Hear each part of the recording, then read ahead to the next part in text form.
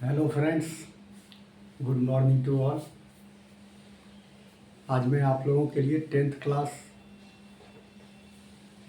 का 5th chapter लाया हूँ, जिसका नाम है अर्थमेटिक प्रोग्रेशंस। वैसे तो बहुत इजी चैप्टर है, क्योंकि आप लोग अगर लाइटली भी देखेंगे तो 60% आपके समझ में आ जाएगी, लेकिन 60% सफिशिएंट नहीं है। इसलिए थोड़ा सा अगर आप लोग ध्यान देंगे तो मेरे ख्याल में 100% समझ में आ जाएगा, क्योंकि ये ज़्यादा कठिन चैप्टर नहीं है, काफ़ी इजी है। तो अब हम इनके इंट्रोडक्शन पे आते हैं। जैसा कि इस चैप्टर का नाम है अर्थमेटिक प्रोग्रेशंस। हालांकि प्रोग्रेशंस आप लोगों के लिए थोड़ा न्यू वर्ड है, लेकिन इसका सिनोनिम्स होता है पैटर्न या फिर सीक्वेंस। ये दोनों वर्ड से आप लोग अवगत होंगे। पैटर्न क्या होता है? जो एक रेगुलर इंटरवल को फॉलो करता है उसको कहते हैं पैटर्न। सीक्वेंस सेम थिंग, उसी को सीक्वेंस भी कहते हैं। तो रेगुलर पैटर्न कई तरह का होता है, उनमें से हमको केवल उसी पैटर्न को फॉलो करना है जो अर्थमेटिक पार्ट से रिलेटेड हो। अर्थमेटिक का मतलब होता है, जिसको हिंदी में कहते हैं अंक गणित। अंक गणित का मतलब, अंक मतलब होता है डिजिट, और मैथमेटिक्स हो गया। मीन्स मैथमेटिक्स के जिस पार्ट में हम अंक का स्टडी करते हैं, डिजिट की स्टडी करते हैं, या फिर नंबर्स का स्टडी करते हैं, because numbers, all the numbers are made up of digits. So जब भी हम डिजिट का स्टडी करेंगे, डिजिट के पैटर्न की स्टडी करेंगे या नंबर्स के पैटर्न की स्टडी करेंगे, तो उसको हम अर्थमेटिक प्रोग्रेशन करेंगे। I think it is clear. अब थोड़ा सा एक एग्जाम्पल लेकर के मैं समझाने का प्रयास करूंगा। सपोज कीजिए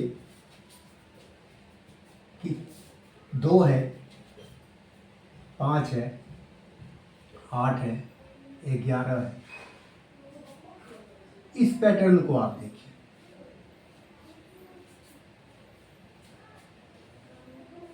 इस पैटर्न को देखेंगे तो क्लियर आपको यहां दिखेगा कि सब जितने भी टर्म्स हैं, सब टर्म्स के बीच में 3 का डिफरेंस है। ठीक है,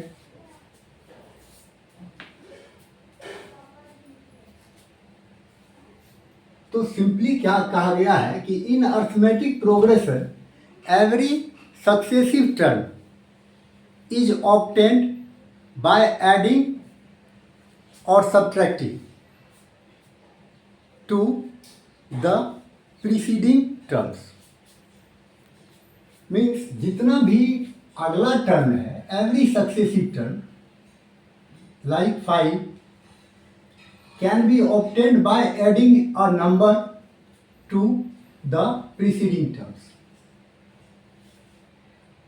अगर ऐसा कहीं पर हमें पैटर्न मिलता है जिसमें कि हर अगला टर्म्स निकालने के लिए पिछले टर्म में कुछ न कुछ ऐड किया जाए या सब्ट्रैक्ट किया जाए, तो ऐसे प्रोग्रेशन को या ऐसे सीक्वेंस को अर्थमेटिक प्रोग्रेशन कहा जाएगा। क्लियर है? इसमें क्या होता है, जो फर्स्ट टर्म होता है इसको हम लोग ए से रिप्रेजेंट करते हैं, और इनके बीच का जो डिफरेंस होता है, लाइक 5 - 2 दैट इज 3 को हम डी से रिप्रेजेंट करते हैं। अब देखिए, ये जो हमने सीक्वेंस लिखा है, इसको कहीं हमने एंड नहीं किया। अर्थमेटिक प्रोग्रेशन दो तरह का होता है। अर्थमेटिक प्रोग्रेशन को शॉर्ट में हम कहते हैं एपी, अर्थमेटिक प्रोग्रेशन। तो ये एपीज दो तरह का होता है, एक फाइनाइट एपीज होता है और दूसरा एपी जो होता है वो इनफाइनाइट एपी होता है। जो फाइनाइट एपी होता है उसमें तो हमें ये एग्जैक्टली पता होता है कि कितने नंबर ऑफ टर्म्स होते हैं, और जो इनफाइनाइट होता है उसमें नंबर ऑफ टर्म्स पता नहीं होता है।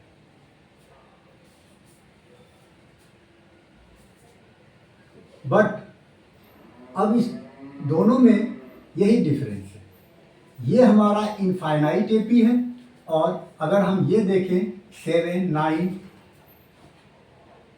11,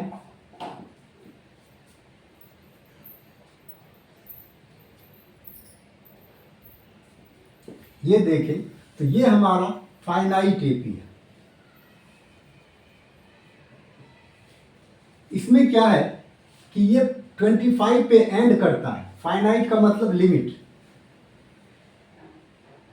अगर एंड टर्म दिया हुआ है और फर्स्ट टर्म दिया हुआ है तो वो फाइनाइट एपी होगा, लेकिन अगर एंड टर्म नहीं है तो वो नॉन फाइनाइट एपी कह सकते हो या इनफाइनाइट एपी कह सकते हो।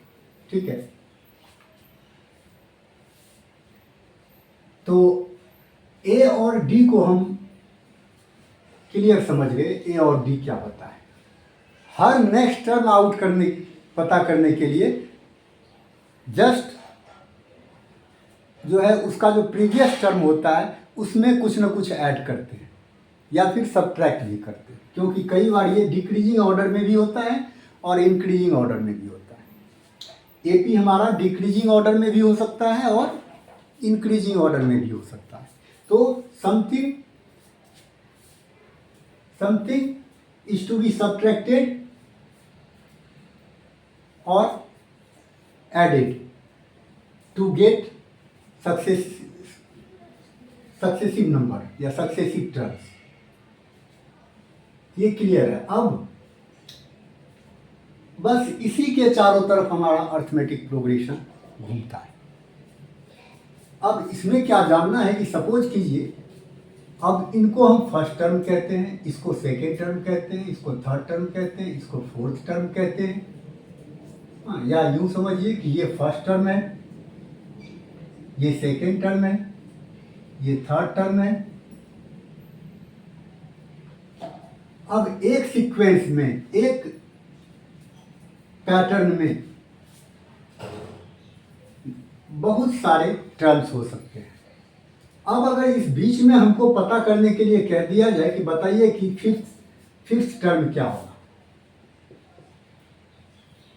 जो कि इसमें मेंशन नहीं है, तो फिफ्थ टर्म को निकालने के लिए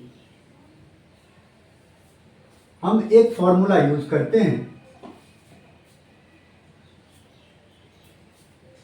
और अगर केवल ए लिखते हैं तो ए का मतलब होता है A1। Both are same in arithmetic progression.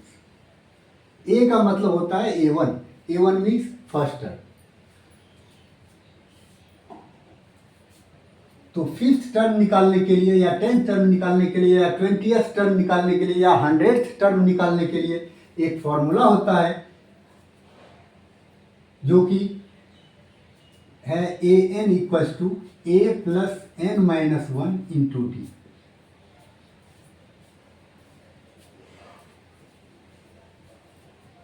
अब ये n क्या है हमारा? नंबर ऑफ टर्म्स है, ये नंबर ऑफ टर्म्स है। अगर 100th टर्म कहा तो a 100 हो गया, अगर 50th टर्म कहा तो a 50 हो गया, और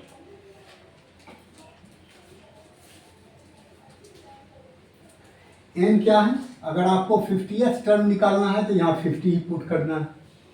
तो सिंपल है ये, इसमें कहीं कोई दिक्कत है ही नहीं। इस फॉर्मूले पे अगर आप रख देते हो तो इजी वे में आप कोई भी टर्म आउट कर सकते हो, बट आपको ए और डी पता होना चाहिए। ए है फर्स्ट टर्म और डी है कॉमन डिफरेंस। कॉमन डिफरेंस अभी आपको मैंने बता दिया कैसे होता है। एक ये तो हमारा पहला पॉइंट है। अब इसमें आता है जनरल टर्म। जनरल टर्म क्या होता है? ये जो टर्म है इसी के फॉर्मेट को जनरल टर्म कहा गया। अब इसका फॉर्मेट क्या है आप लोग खुद समझ सकते हैं इनके फॉर्मेट को। ये इसको हमने कहा ए है, ए हो गया।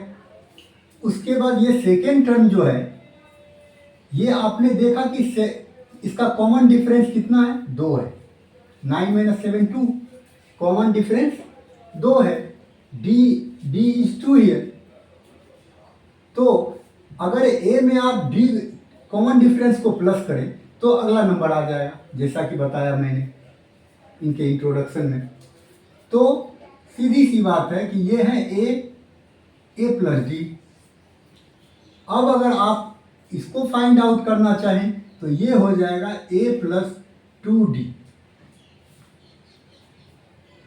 कॉमन डिफरेंस का मल्टीपल आता जाता है। क्यों? यहाँ देखिए, यहाँ 2 का डिफरेंस है और अगर इन दोनों में डिफरेंस देखा जाए तो 4 का डिफरेंस है। अगर अगले नंबर की बात करें तो इसमें 6 का डिफरेंस है। फर्स्ट 2 टर्म्स में 2 का डिफरेंस है। सेकेंड फर्स्ट और थर्ड के बीच में 4 का डिफरेंस है। फर्स्ट और फोर्थ के बीच में 6 का डिफरेंस है। तो एक में 2 का डिफरेंस हुआ, एक में 4 का डिफरेंस हुआ, एक में 6 का डिफरेंस हुआ। तो इस तरीके से ये जो डिफरेंस होता है ये मल्टीपल में आता जाता है। तो इसका अगला क्या हो जाएगा फिर? ए प्लस 3d। इसका अगला क्या आ जाएगा? ए प्लस 4d। आप भी पता कर सकते हैं। तो इनको कहा जाता है जनरल टर्म्स। ऐसे क्या होगा कि सपोज कीजिए आपको एक नंबर दे दे 25। आपको कह दे कि फर्स्ट टर्म किसी एपी का फर्स्ट टर्म 25 है और कॉमन डिफरेंस उसका -3 है। तो आप फोर्थ टर्म क्या होगा ये बताइए। तो फोर्थ टर्म निकालना हो तो ए प्लस 3d। अगर आपको मान लीजिए कि 10th टर्म निकालना हो तो ए प्लस 9d। अगर आपको 100th टर्म निकालना हो तो ए प्लस 99d। हाँ, अगर 100th निकालना है तो जस्ट प्रीसीडिंग नंबर 99d होगा। 1000th टर्म निकालना हो तो ए प्लस 999d। तो सीधा है। अगर आपको फोर्थ टर्म निकालना हो तो ए प्लस 3d, और ए प्लस 3d में ए और डी की वैल्यू पुट कीजिए, you will get fourth term. तो ये हमारा बहुत आसान है। अगर आपको ए और डी दे दे और कोई भी टर्म्स आपको फाइंड आउट करने के लिए कहे।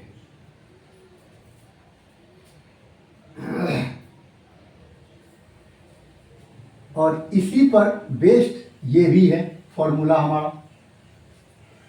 आप देखते हैं ए एन निकाल रहे हैं और n-1 लिख रहे हैं डी। मतलब अगर ए 1000 निकालेंगे तो 1000 में से 1 माइनस हो जाएगा 999, ए प्लस 999d। ये सीधा फॉर्मूला है कोई भी टर्म निकालने का। आप इसको ओरली याद रखिए या फिर इस फॉर्मूले पर पुट कीजिए, एक ही बात। कई बार क्या होता है बच्चे ये फॉर्मूले लिखते भी नहीं है, डायरेक्ट लिख देते हैं। अगर ए 1000 निकालना है सिंपली लिख देगा ए प्लस 999d, इस पर वैल्यू पुट कर देगा, निकल जाएगा। और वो भी राइट है, जो लिखा वो भी राइट है, जो नहीं लिखा वो भी राइट है। लेकिन इसमें डिफरेंस क्या होता है कि कई बार जब चेकिंग करने वाले को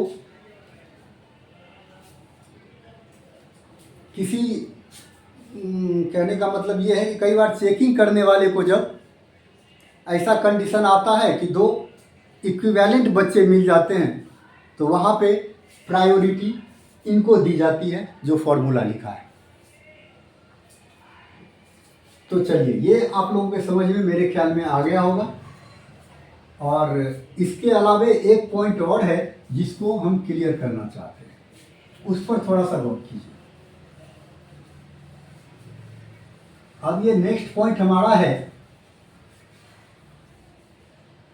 अभी आपने आपके सामने एक सीरीज रखा हुआ है, सीक्वेंस लिखा हुआ है, इसी सीक्वेंस पर बात करते हैं थोड़ा सा, या फिर दूसरा सीक्वेंस ले लें, 5, 9, 13,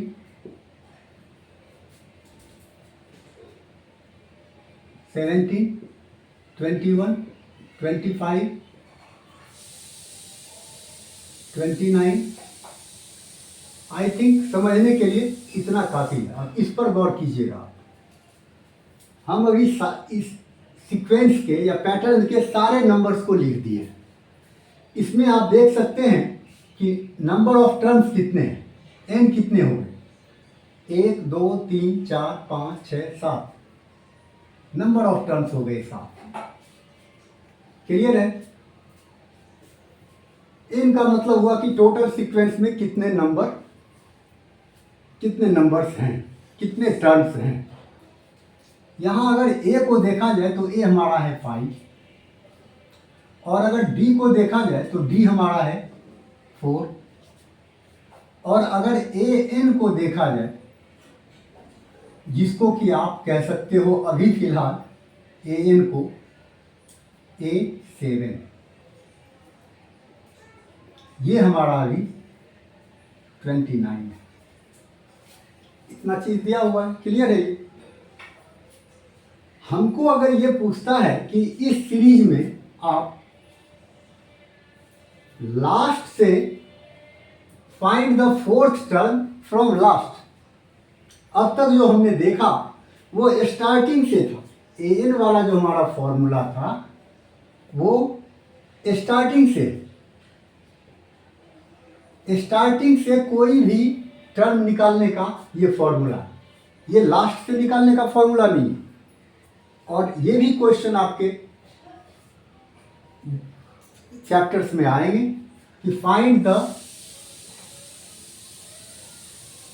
टर्म्स फ्रॉम लास्ट, या 5th टर्म या 8th टर्म या 1000 टर्म्स, जो भी हो। तो अब ऐसे अगर नॉर्मली आप देखो तो 1, 2, 3, 4, लास्ट से 4th टर्म हमारा कौन सा है, ये 70। यहाँ पे लास्ट से 4th टर्म है हमारा 70। अगर हमको लास्ट से पता करना हो कि लास्ट से 4th टर्म या लास्ट से 10th टर्म क्या होगा, देन हम क्या करेंगे, हमें ये चीज़ सोचना है। तो आप इस एग्जाम्पल को देख करके ये चीज़ पता कर सकते हो। अब ये गौर करना कि टोटल नंबर ऑफ टर्म्स है 7। क्लियर? इस 7 में ये जो लास्ट से 4th है, ये शुरू से कौन सा पोजीशन पे है,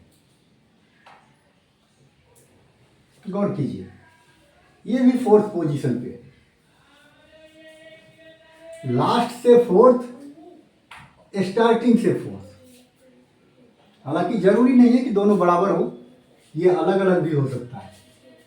लेकिन जब दोनों का सम करोगे तो ये अभी जो हमारा है n की वैल्यू, ये हो जाएगा कितना, 8। अगर लास्ट से और फर्स्ट से किसी खास टर्म का पोजीशन हम देखें तो वो जितने टोटल नंबर ऑफ टर्म्स है उसमें 1 प्लस करोगे तो आ जाएगा।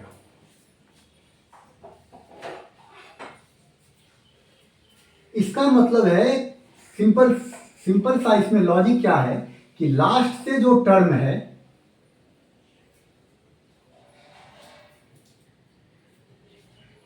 वो अगर आपको निकालना हो तो टोटल जो टर्म्स है उसमें +1 कर दीजिए, उसमें से आप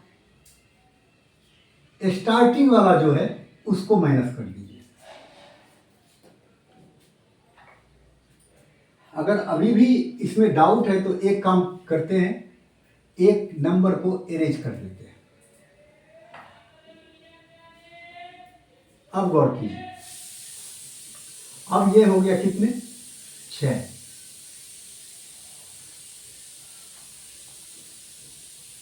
अब देखिए लास्ट से ये थर्ड पोजीशन पे है जबकि स्टार्टिंग से ये फोर्थ पोजीशन पे है। लास्ट से ये थर्ड पोजीशन पे है जबकि स्टार्टिंग से फोर्थ पोजीशन पे है। तो अगर लास्ट से हमको थर्ड पोजीशन निकालना हो तो स्टार्टिंग से फोर्थ पोजीशन निकाल लेते हैं। तो स्टार्टिंग से फोर्थ पोजीशन निकालना आसान है, लेकिन लास्ट से थर्ड पोजीशन का निकालना कठिन है। इसीलिए अगर लास्ट से थर्ड पोजीशन का निकालना हो तो स्टार्टिंग से फोर्थ पोजीशन का टर्म निकाल लेंगे, सेम होगा। कुल मिलाकर के हम यहां लिख सकते हैं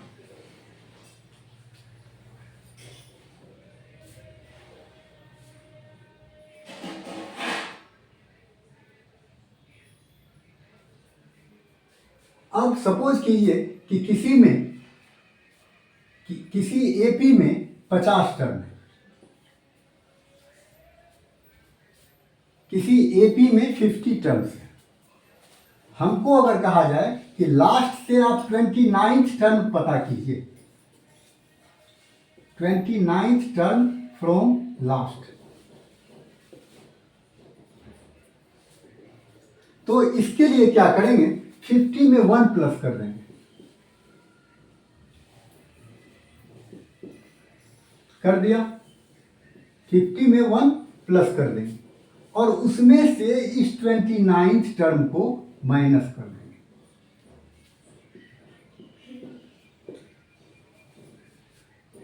जो आएगा आंसर इसका 42 आएगा। तो 42th टर्म जो होगा, 42nd टर्म जो होगा वो ये फ्रॉम स्टार्ट होगा। That means A42। इसको आप यहां लिख सकते हो A42। अगर A42 आप निकाल लो इस फॉर्मूले को यूज करके तो वो स्टार्टिंग फ्रॉम 29th टर्म होगा। फिर इसको अगर फिर दोबारा मैं समझाऊं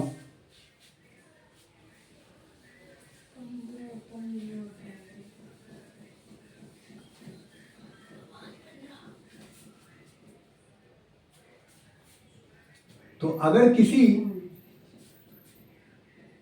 सीक्वेंस में 40 टर्म्स हैं और आपको कहा जा रहा है कि find 11th term from last. अगर किसी सीक्वेंस में 40 टर्म्स हैं और आपको 11th टर्म फ्रॉम लास्ट पता करना है तो सिंपली क्या करेंगे, 40 में 1 ऐड कर दीजिए और इसमें से आप 11 को माइनस कर दीजिए। ये हो गया आपको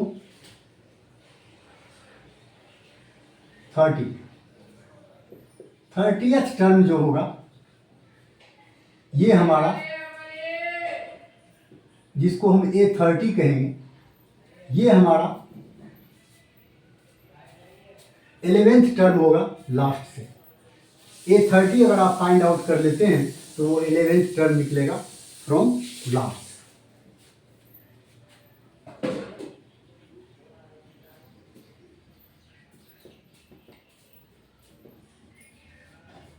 इस चीज को ध्यान रखिएगा, जब आगे हम चैप्टर में आएंगे, एक्सरसाइज में आएंगे तो ये चीज आपको बहुत काम आएगा और मेरे ख्याल में ये बहुत आसान है। लेकिन जब इस पर बेस्ड कुछ सम्स आप करेंगे तो आपको वेल कॉन्फिडेंस आ जाएगा। अब यही क्लास एंड करता हूँ। Thanks to all.